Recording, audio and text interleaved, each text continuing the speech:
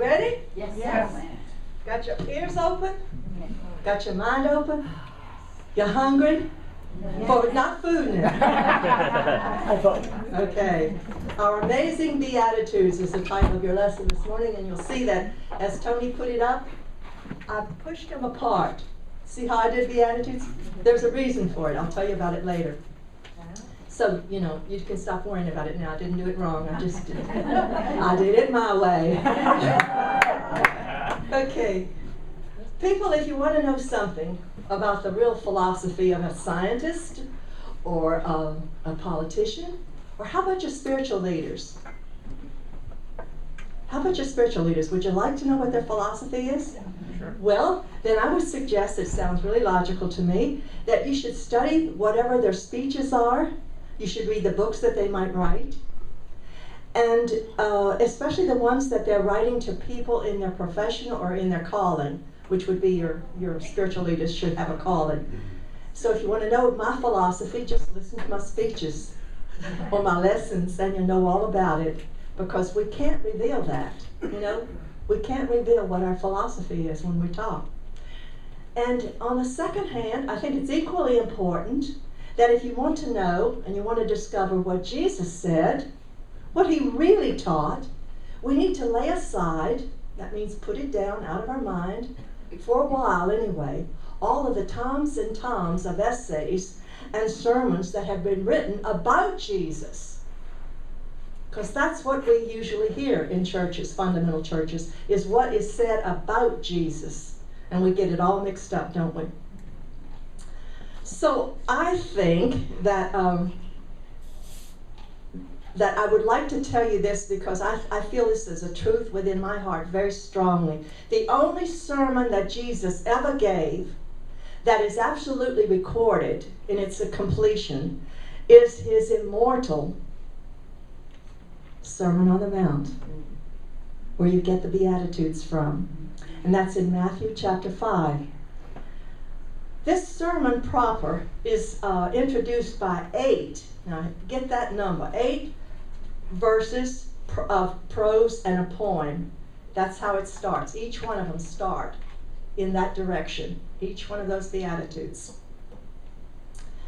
And I have to tell you this with all the truth that I can find in my heart when I studied this, because I didn't understand it and it kept coming to me, and I started putting it down on paper because I said, one of these days the pod's going to need me again. Be a positive thinker.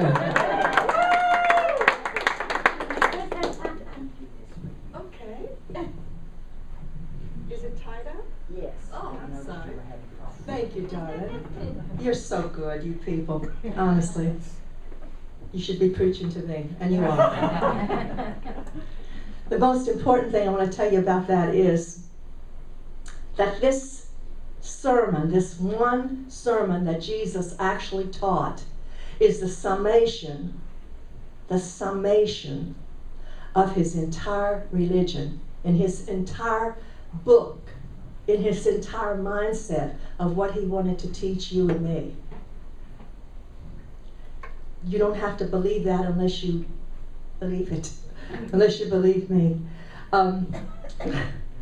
I really want you to know this, because when Jesus started, you'll notice that there's not one of the Beatitudes that starts out with, you cannot do this, or you must, or you can do this. Doesn't start out like that at all, does it? Because you know why? Because I'm sorry, I keep doing this because I feel it. Don't worry about me, I'm okay, honestly. If I fall down, you can pick me up, how's that? It'll take 3 of you at least. Okay, this was the style of the law and the prophets, the way they taught. You must do this, you must follow this, you must listen to this law and accept it, you must do as I do.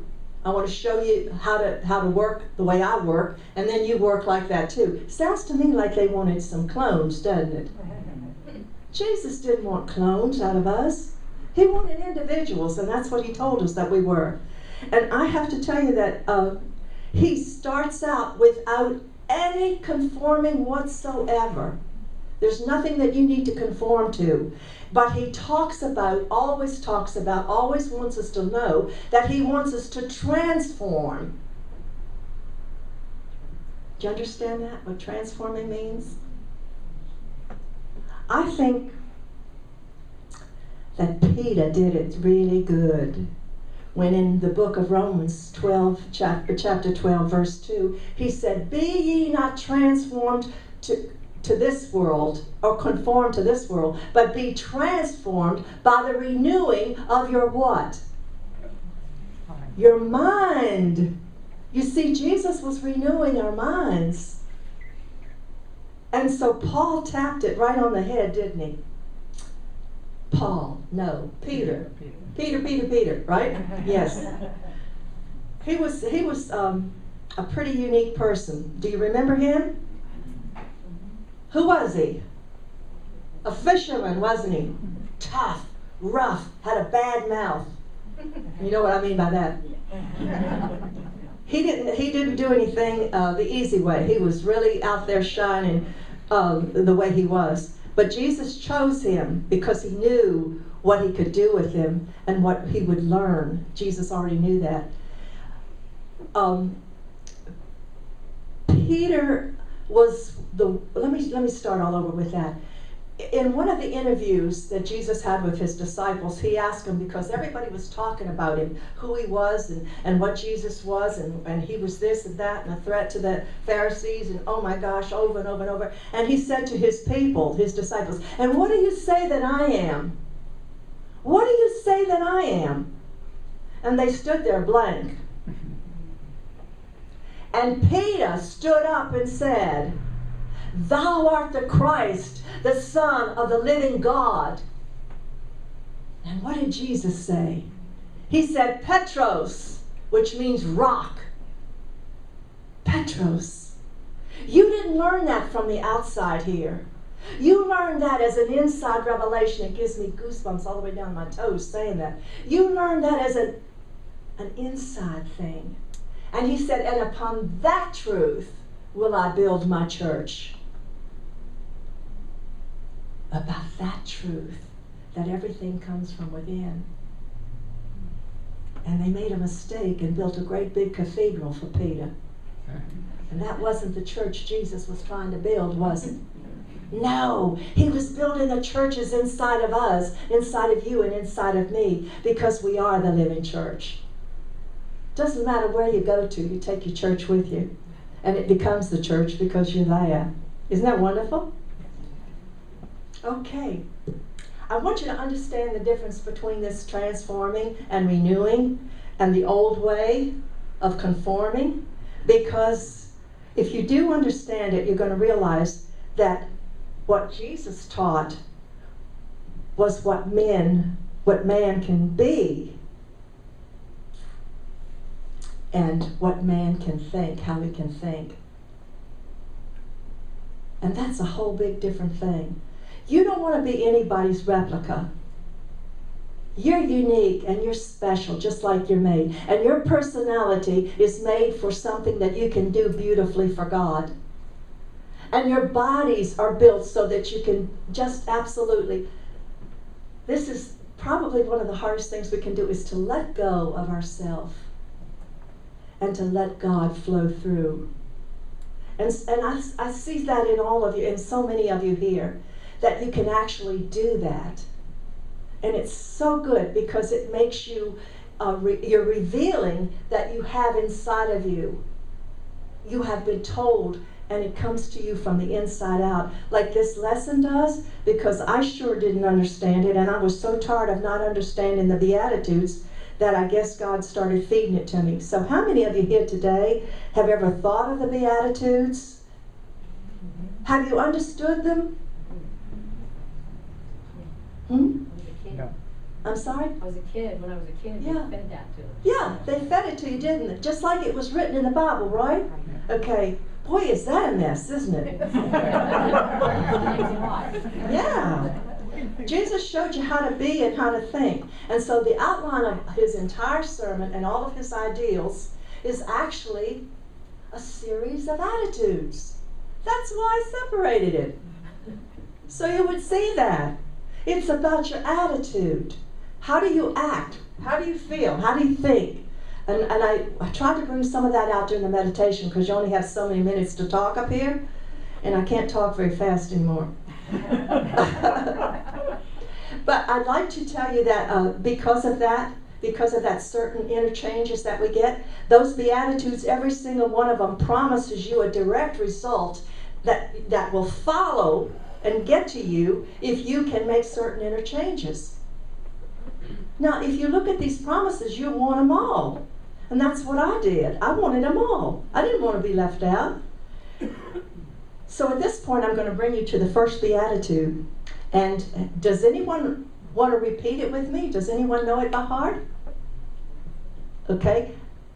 I'm going to read it to you then. Blessed are the poor in spirit, for theirs is the kingdom of God, of heaven. I'm sorry, of heaven. Let's get that word in there. For theirs is the kingdom of heaven. Have you ever wondered what that thing means? Have you ever thought, why in this world would those that are poor in spirit, that means they don't have enough spirit, they have less spirit, be given the gift of heaven? Have you ever thought that? Mm-hmm. Yes. Have you ever understood it? Do you have an answer for it? Would anybody like to ask a question about it? What? What does it mean? Okay! What does it mean? Okay, let's look at that. We have to find out what the words mean, poor in spirit. So we have to start and look at the words, don't we? Every single word in that has a terrific, powerful, strong meaning. Let's start with the word blessed. And if you ever see an email from me, you'll never see namaste on it at the bottom again. You'll always see blessed. Blessed this, that, and the other from me, because what I've learned here really shouts to me that this is the best thing that we can do. That's why I offered you a blessing this morning, each one of you. Now, I'm not giving it to you. Please understand, I don't have that kind of power in me that I can just touch your head and you're going to fall down and be blessed. What I have is a surrender to God that when I say that, He pushes through and blesses you. Okay, blessed is a very important word, and what it means is that when you bless somebody, you confer prosperity upon them. You enrich them. So when God blesses you, you have had power conferred, power put into you, and you have been enriched. And that's the only way, and I figured that out finally, when people used to tell me, how did you do your grandson's sermon? His eulogy, when he passed. I used to tell people he carried me. He carried me. That's all I knew to say. Today I know that what he did was because I surrendered to him. He empowered me with himself, and I stood there in this flesh and in this skin, but it was not me doing that memorial service. It was God flowing through me. Do you see how good this is? Doesn't that make you feel better? That's one word you can put, that's on the board back here. You can put it on your paper if you've got one, but better, write it on your forehead, which means in your memory. Can we do that? Okay, that's what blessed means. Now the next word is spirit. What does spirit mean? Blessed are those that are poor in spirit. Okay? Oh, let's see what that means. If you really and truly want to get what these words mean, I want to tell you that it's something that if you catch on to it, you will never let it go, because it's going to mean so much power to you. Blessed makes that promise, I just told you that word, that you will be given something within you if you will not only understand it. That's why we need to understand it today, and that's why we need to believe it. That promise is that you're going to get all the good that God's got to give to you. Now, who wants half of the good or a fourth of the good when you can get all of the good? You see the difference? Okay, so we need to live by these amazing beatitudes of being, or these attitudes of being.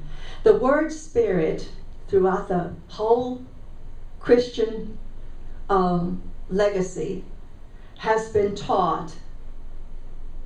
No, I'm ahead of myself here. No, I'm not. Okay. I don't want to get mixed up because I like them to go on the board the way I wrote them. Throughout the ages of Christianity, okay, I got that. The virtue to be poor. They taught that it was a virtue to be poor. I was in a fundamental church all of my life until I got out of a fundamental church as a good adult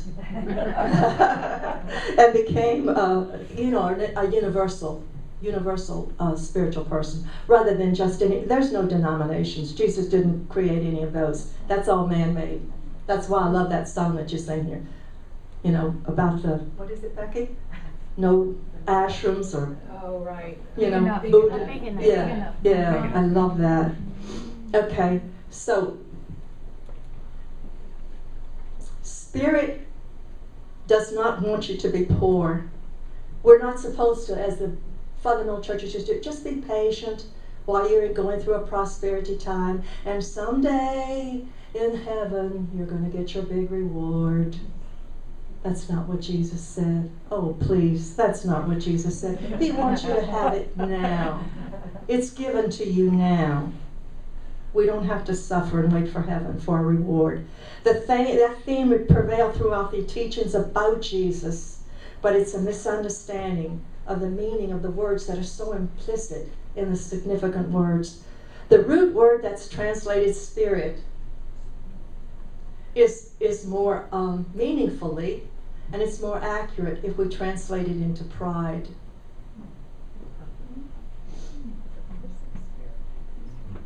Pride. Would you ever have thought of that? Never in my life did I ever think of that. And Ziggy said to me one time, "I don't like that. What does it mean?" I said, I don't understand it. So I hope she gets to understand this. What I mean is it being recorded today? Yes. Yeah. Wonderful, then she'll get to see it, because I told her this is what I'm talking about.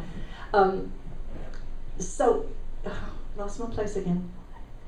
The poor, okay, poor. So what Jesus really said, and I'm going to quote it to you this way: "Blessed are the poor in pride, for theirs is the kingdom of heaven." Yes. Doesn't that make sense? You see, the Greek, I had to dig. I still have a few fingernails left, but I had to dig to get this stuff. I mean, it didn't come out 1, 2, 3. It took me a while. So I've been working on this for a long time, Becky. So when you called me, I was ready. But what does that mean now? What did I just tell you? Okay. Poor in pride. Right. So theirs is the kingdom of heaven.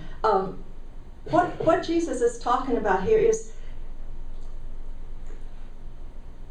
heaven means, I'm going to put heaven up here too because we already had pride and spirit. The word heaven has to be interpreted too because it's not interpreted correctly.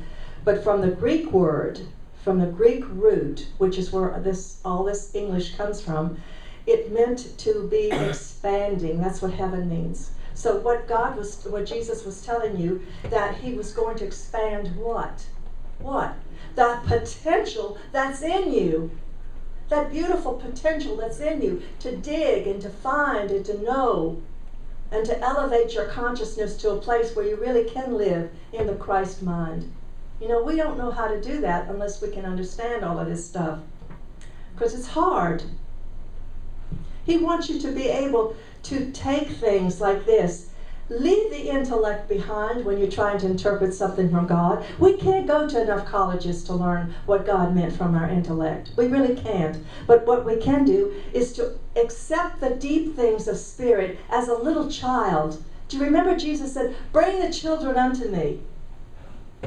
Why did he want the children there? Because children are teachable. Children are receptive. And they don't ask a lot of questions. Unless you really make it hard for them. I found an easy way to teach my grandchildren. I sort of tried to talk on their level. And it worked a lot. So he wants us to be open-minded and receptive to what he says, to be teachable. And sometimes we're so, here's an attitude. I don't know how to just demonstrate it, but I'll say, what if I'm standing here like this? What's my attitude? What? Aloof. Kind of snotty, isn't it? Yeah. Yeah, that's a better word.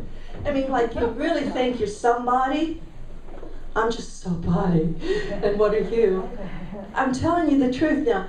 Our attitude shows, but when we can actually be not pretentious and not let the ego get in us, and well, it is in us, but not let it work us, because we're the master of that, and that's kind of hard to do sometimes, but still we need to do it. We need to be so receptive that we're going to actually renounce our preconceived ideas and opinions and prejudices and entertain a new concept of life. And this is exactly what I did when I went through what I did with my grandson. He asked me to do that for him. And I think I shared this with you, but I did tell him, Joshua, your Gramsy cannot do this for you, but your minister will. And he knew what I meant, because I was a minister then. I said, I'll have to put on that hat and be the minister to do that for you. And that's the way I did it, and God really blessed me. Oh, you will never know how, I was standing there just like this, doing just as, if you think that I'm doing good today, then I was doing it just, everybody said, how did you do that? How did you do that? How did you do that? And now I really know how I did, because he conferred that power within me. And that's what he'll do for you. You don't have to suffer. That's your choice. We do suffer sometimes, we do. But it's still our choice as to how long we want to.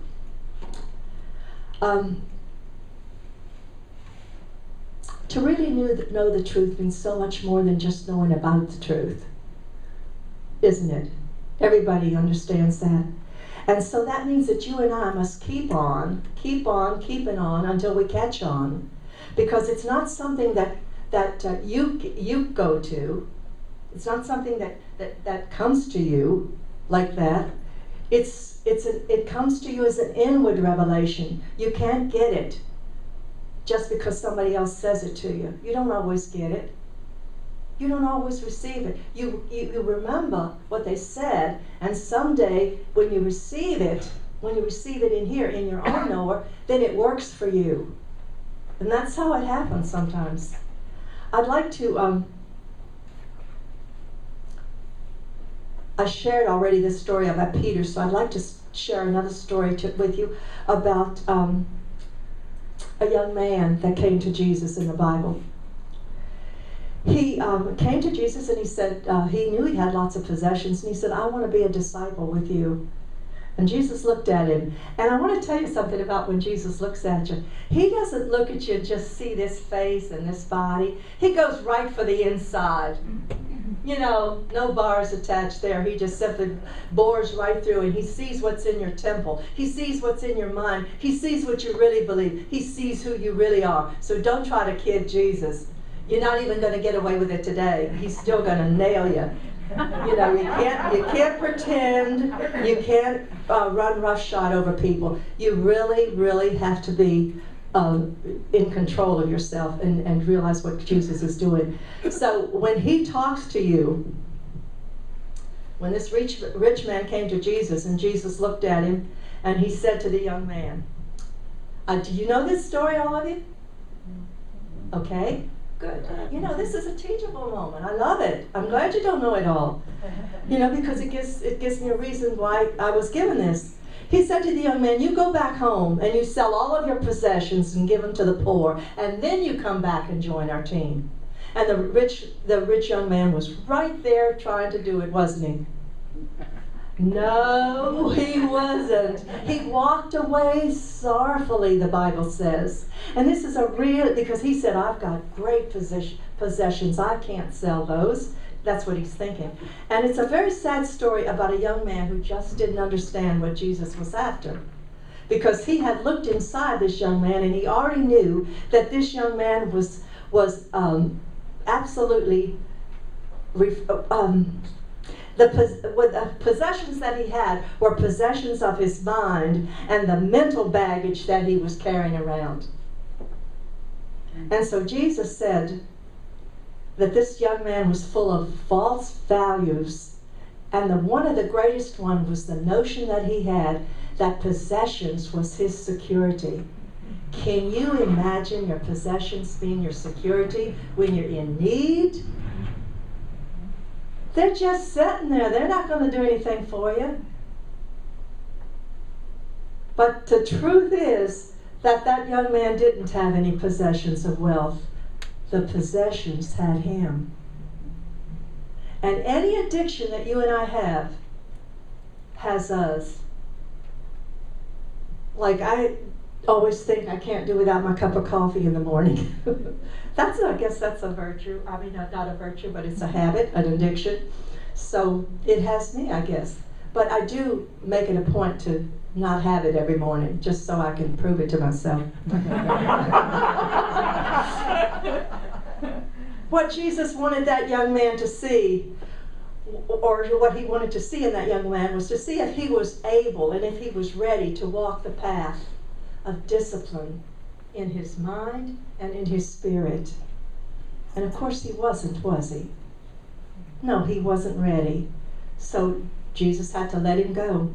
But that path, if he would have walked it, and when we walk it, that path, listen to what it gives us. It's so beautiful. It makes me cry when I said it while I was practicing. It releases the imprisoned splendor of the depths within us. And when it does that, we realize how blessed we are, how much we have, how much is coming into us, and how good it is. There's nothing that can conquer us. There's nothing that can take away this wonderful thing that we have, because it's God-given, and only we ourselves can take it away from us. I think I hear myself saying sometimes, "You made me do that." Nobody makes you do anything. They might aggravate you enough until you give in, and then you hate yourself. You're mad at yourself, not them. Right?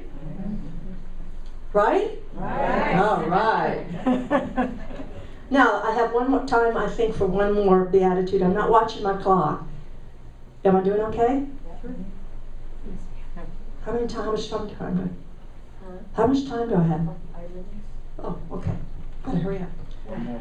One more. Blessed are those that mourn, for they shall be comforted.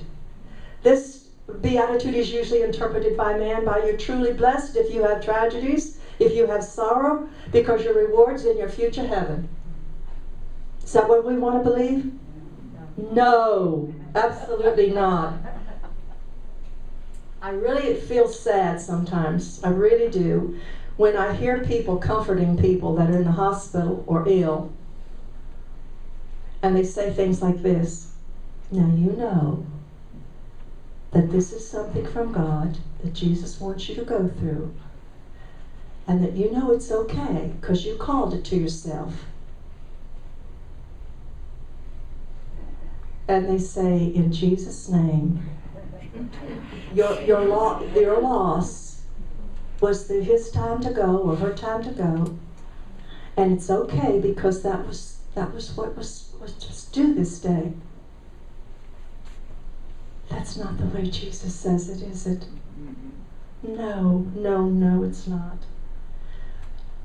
I think it's better sometimes just to go into a hospital room or to a sick bed or to someone who's just lost their mate or a friend or a child and just hug them real good.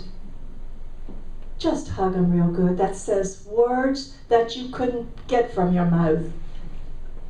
And only say what God gives you to say, because Jesus never indicated that we should just say, "Oh, well, it was their time and they're in a better place now." Of course they are, but who wants to hear that then? You're mourning. You want to be comforted. So hug. Hug, hug, hug. It does more good than anything, and love, love, love. But I have to go back and say this. Nevertheless, There are times that sorrow and trouble that are brought about by your wrong thinking can be useful. That's why we get it. Many people will really refuse to open their mind to the truth until they're backed up against a wall, until they're knocked down on their knees. Isn't that sad? Got to go through that before we can accept it. But sometimes we do now. I think we all probably had that once or twice in our life. And in that instance, sorrow might be a good thing. For a blessing may spring from that fact in their desperation of their sorrow, and they would become willing to let go. Now that's a person who's a hard learner. And we can call them old souls if you want to. He says he is out there. No, son, you're not going to be anymore, okay?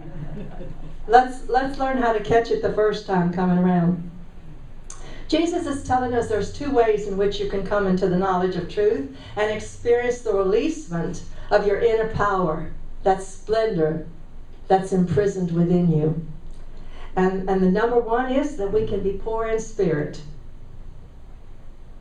and simply let go instantly, because you're poor in what?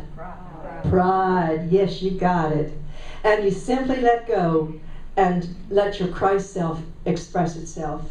And the second one is we can resist the truth of our divinity until our life is absolutely devastated by sickness, sorrow, or failure.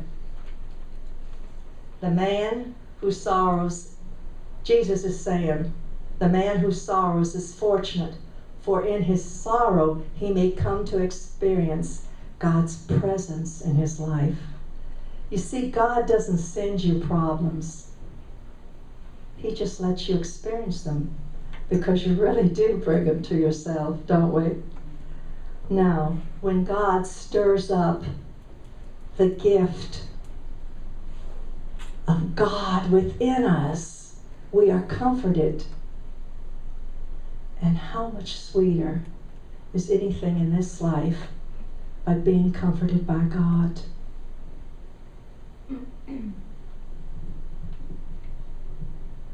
May this prevail, and may you have learned something. Has anyone learned anything this morning? Me too. Thank you, God. And bless us all, for we are here to learn.